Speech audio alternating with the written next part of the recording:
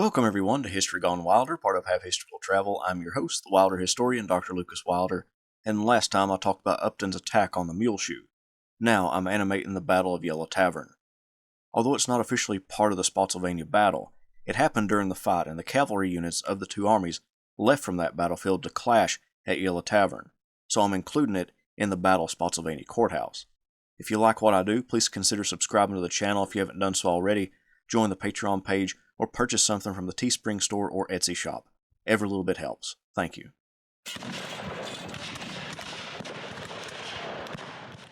Union Cavalry Commander Philip Sheridan met with the Army of the Potomac Commander George Meade and had a heated exchange. They had already gotten off on a wrong foot when Sheridan took the bulk of the cavalry and left the Army of the Potomac to fend for itself at the Battle of the Wilderness, and now Sheridan laid out a new plan to Meade. Concentrate all the cavalry and move out in force against JEB Stuart's command and whip it. Sheridan wanted to pull Stuart away from the fight around Spotsylvania Court House, bring his command out into the open, and utterly destroy the mounted arm of the Army of Northern Virginia. Stuart provided Lee with great information and screened his movements incredibly well, and Sheridan knew that if he eliminated Stuart's force, he would make Lee blind on the battlefield and on the campaign. Meade went to Ulysses S. Grant, commander of all Union forces, and relayed the conversation he had with Sheridan. Grant responded, "Let him start right out and do it." In the evening on May 8th, Sheridan called his commanders together and said, "We are going out to fight Stuart's cavalry in consequence of a suggestion from me. We are strong, and I know we can beat him. And in view of my recent representations to General Meade, I shall expect nothing but success." Sheridan readied his corps, 3 whole divisions, made up of 10,000 horsemen in all, and 6 batteries of horse artillery, and moved out at 6 a.m. on May 9th, as Lee and Grant were jockeying for position at Spotsylvania Court House. JEB Stuart, commander of the cavalry for the Army of Northern Virginia, learned about the movement of Sheridan's corps at about 8 a.m. and quickly dispatched Brigadier General Williams Wickham's brigade to nip at the heels of Sheridan's long column. Stuart formed an audacious plan, made even more so because his force was a small fraction of Sheridan's entire cavalry corps. Stuart would use Lunsford Lomax's brigade of Fitzhugh Lee's division and James Gordon's brigade of Rooney Lee's division to hopefully bring the large Union force to battle somewhere north of Richmond. Stuart mistakenly believed Sheridan was aiming for Richmond, but Sheridan was, instead, aiming for Stuart. Later in the day on May 9th, the 2 other brigades set out after Sheridan.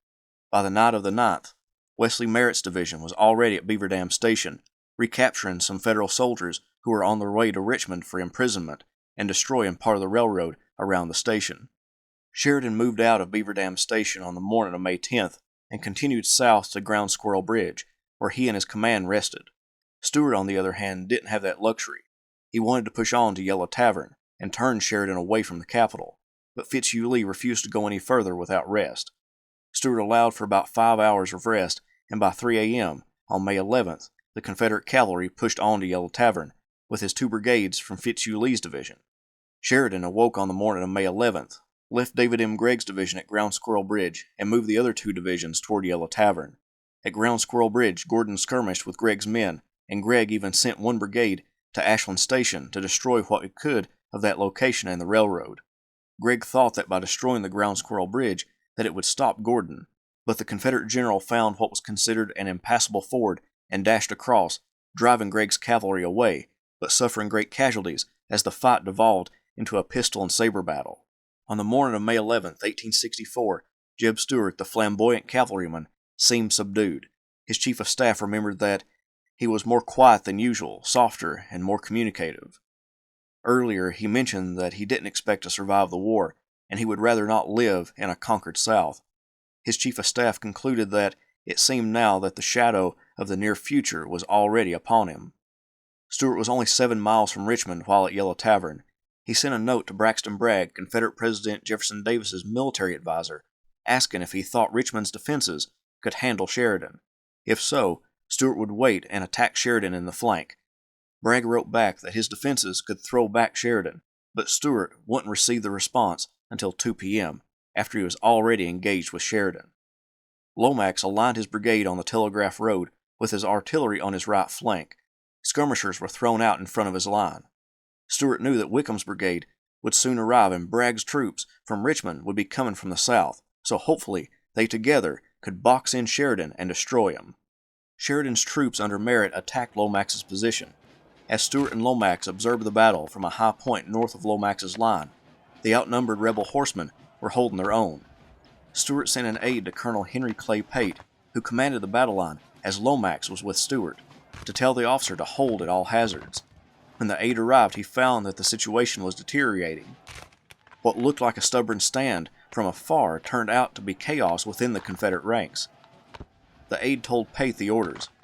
I can see Colonel Pate now as he stood, looking me square in the eye with his cold gray eyes and pallid face, but uttering no response.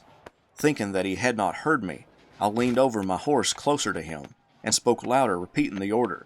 The colonel still did not respond, but the aide saw he had heard and understood my orders in their full significance, as it was a veritable death sentence. The Union regiments broke the flanks of Pate's line and nearly surrounded the 5th Virginia, the only regiment still left from the battle line. The other 2 regiments retreated to the east side of the Telegraph Road, and Wickham's brigade arrived to give support. Pate remained with the 5th Virginia. He yelled, "One more round, boys, then we'll get to the hill." Then a bullet smashed into his forehead, killing him instantly. About 200 men from the 5th Virginia surrendered as the blue troops swarmed over the area. The messenger now arrived from Bragg at 2 p.m., informing Stuart that Richmond's defenses could hold against Sheridan. Sheridan had sent 2 regiments and an artillery battery south to Richmond to stop any reinforcements from getting to Stuart, but they found none. Stuart's command was alone. At 3 p.m., Stuart sent another message to Bragg. "Now, General, if we can make a combined attack on them with Hunton's brigade, I cannot see how they can escape. I have attacked once and feel confident of success. They drove our extreme left back a little, but we have been driving their rear and left. As soon as Gordon joins my right, I will try them again, and expect to get so as to command the intersection. The enemy fights entirely as infantry today, though yesterday we got in with sabers with good execution.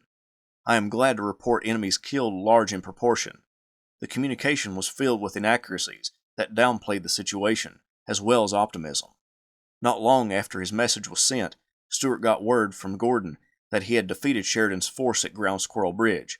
Stuart shouted, "Bull for Gordon," then lowered his head and mumbled, "I wish he was here." Sheridan used the lull in the battle to realign his troops. The troops on either side of the Telegraph Road were dismounted cavalry, but he chose 3 mounted regiments, the 1st Michigan, 7th Michigan, and 1st Vermont Cavalry regiments, to charge and take the Confederate battery on the road in the center of Stuart's line. One soldier recalled, "In all directions over the field, regiments or brigades, upon the trot or gallop, in columns of 4s, companies, squadrons, or battalions, with batteries galloping into position, and here and there reserves drawn up in line as straight and motionless as stone walls." A heavy rain began to fall, and lightning flashed through the sky as the Union soldiers advanced and charged. The Michiganders captured half of the artillery battery, with the other half limbering up and pulling away in time. But the Confederate line was now split. Stuart needed to seal the breach. He brought up the reserves, and the sudden appearance of Virginia horsemen blunted the Michiganders' momentum. Stuart remained at the front, attempting to help seal the breach, emptying his revolver into the oncoming blue masses. A Michigander named John A. Huff spotted an officer on horseback and shot him with his revolver. It was Stuart. The bullet entered his left side just above the belt, passed through his stomach, and came out his back. The commander of Company K of the 1st Virginia caught Stuart as he slipped off his saddle. Stuart told the officer to save his men. As the wounded cavalier was taken to an ambulance destined for Richmond, he saw some of his men running. He yelled, go back, and do your duty as I have done mine, and our country will be safe. Go back, I had rather die than be whipped." Stuart would pass away the next day from his wounds. Fitzhugh Lee, now in command of the Confederate cavalry on the field, extracted his troops from the desperate situation, fighting a rearguard action that stubbornly held Sheridan's men at bay until darkness allowed them to get north of the Chickahominy River to rest. Soon Sheridan was back on the move, first crossing the Chickahominy after a sharp fight with Fitzhugh Lee and Confederate infantry coming from Richmond. He then moved back across the Chickahominy at Bottom's Bridge. After leaving the outskirts of Richmond, the ride was fairly uneventful because Confederates turned their attention away from him once he turned away from Richmond. Sheridan made it to Haxall's Landing and the safety of Benjamin Butler's Army of the James on May 14th. His ride had been a success. He drew a large segment of Lee's cavalry away from Spotsylvania Court House, eliminated JEB Stuart, Lee's eyes and ears, and threatened Richmond.